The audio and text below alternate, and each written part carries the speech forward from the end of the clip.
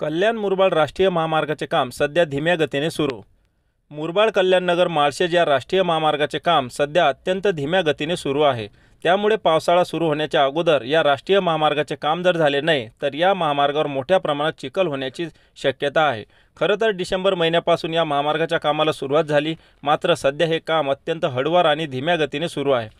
शिवाय या रस्त्यावरून येणाऱ्या जाणाऱ्या वाहन चालकांना रस्त्यावरील धुळीचा मोठ्या प्रमाणात त्रास होत असतो। त्यामुळे अनेकांना डोळ्याचे अनेक प्रकारचे आजार होण्याची शक्यता आहे।